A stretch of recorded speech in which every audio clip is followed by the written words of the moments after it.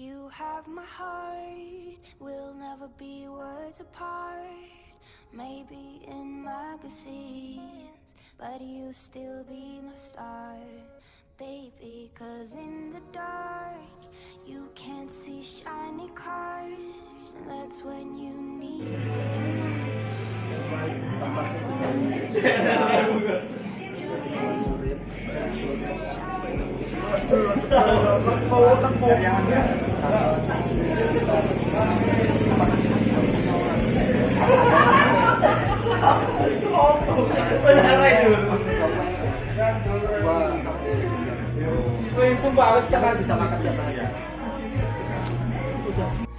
Assalamualaikum warahmatullahi wabarakatuh.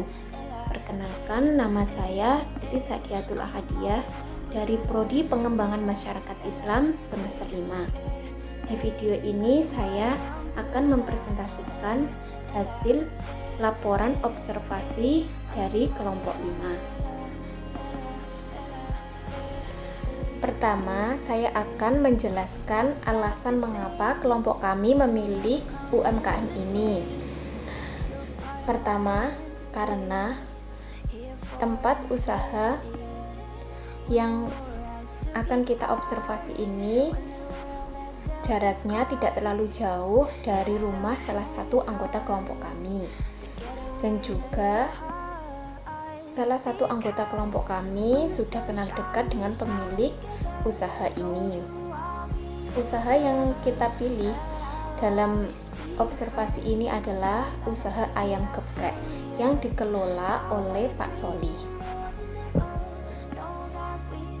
Selanjutnya saya akan menjelaskan data hasil wawancara dengan Pak Solih. Warung geprek milik Pak Solih ini buka selama 24 jam. Warung ini berada di Dusun Banyulegi, Desa Banyuurip, Kecamatan Ujung Pangkah, Kabupaten Gresik. Dalam mengelola warung geprek ini, Pak Solih dibantu dengan 4 karyawannya. Warung geprek ini baru berdiri selama 7 bulan.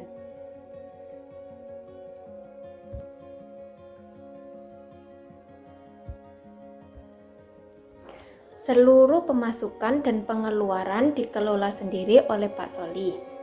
Tidak ada strategi khusus yang digunakan dalam penjualan ayam geprek ini.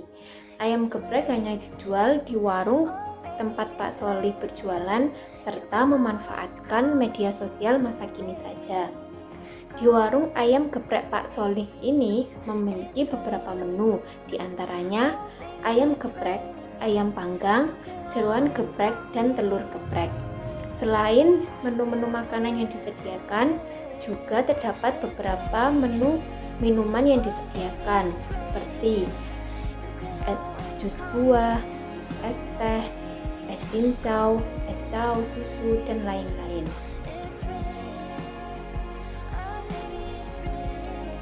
Harga ayam geprek di warung Pak Solih ini juga sangat terjangkau.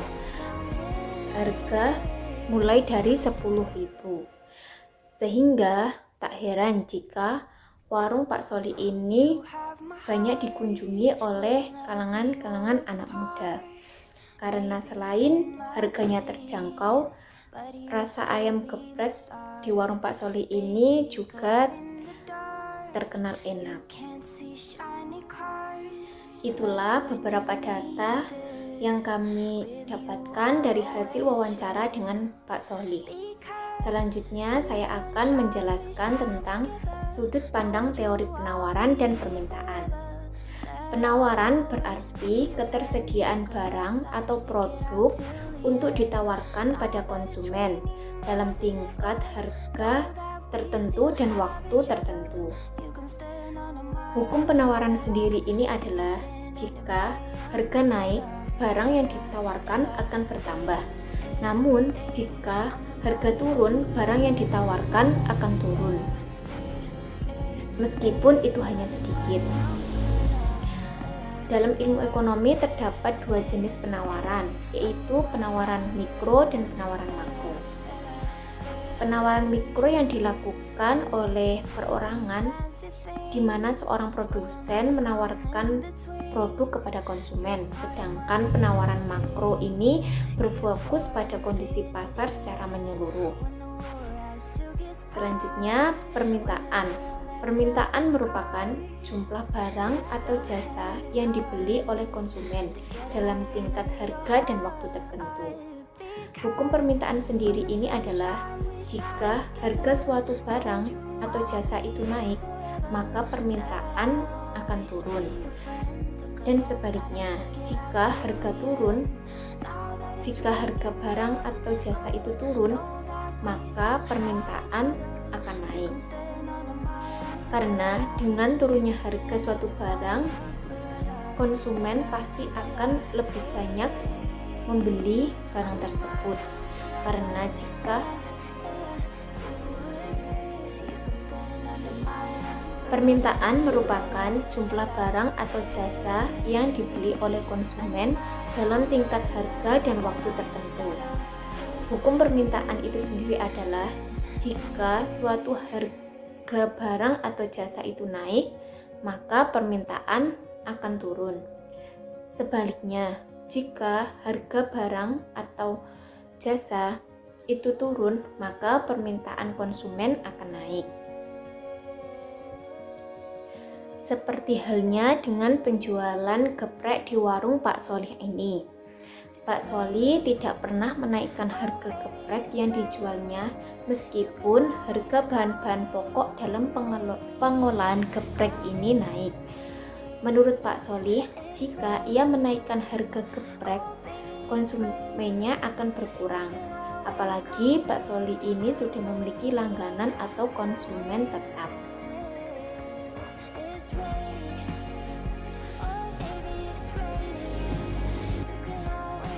Sudut pandang teori perilaku konsumen.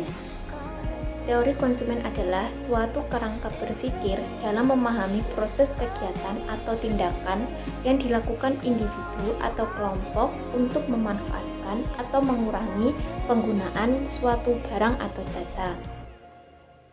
Adapun upaya dalam menganalisis perilaku konsumen ini melalui 3 sudut pandang analisis, yaitu ketika konsumen sebelum membeli, sedang membeli, dan sesudah membeli.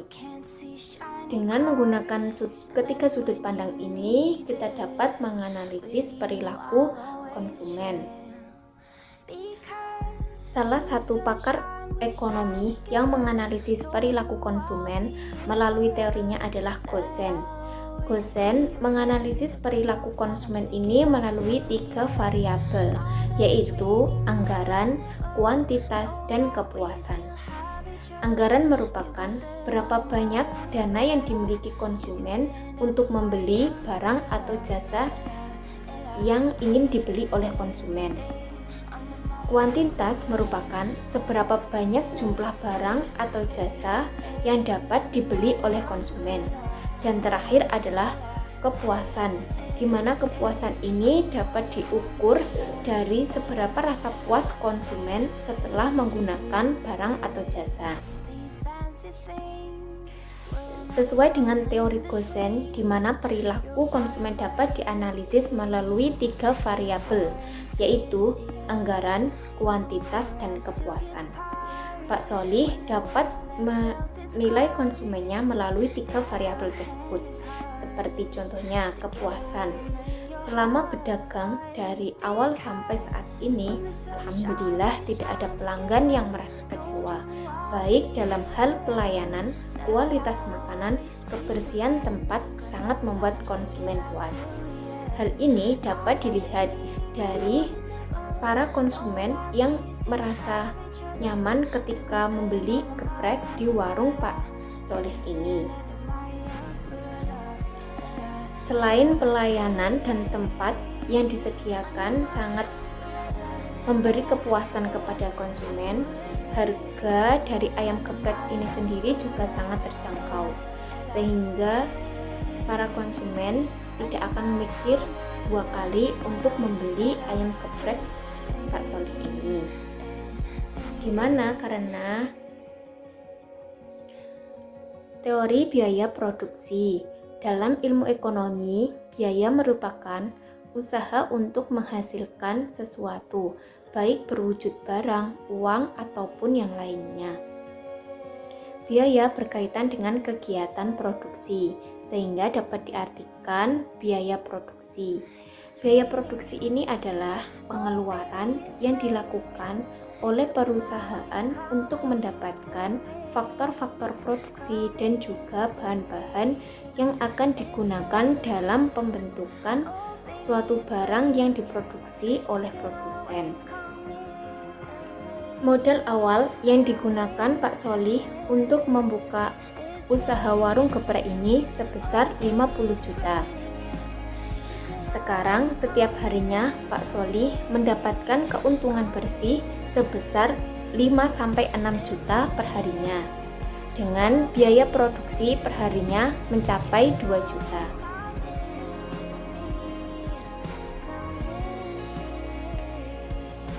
Selanjutnya itu ada break even point. Nah, di mana kondisi jumlah pengeluaran yang diperlukan untuk biaya produksi sama dengan jumlah pendapatan yang diterima dari hasil penjualan. Tetapi di usaha geprek Pak Solih ini tidak mengalami break even point karena keuntungan setiap harinya itu melebihi modal. Cukup sekian penjelasan dari kelompok kami, kurang lebihnya seperti itu. Kalau ada kesalahan saya mohon maaf. Wassalamualaikum warahmatullahi wabarakatuh.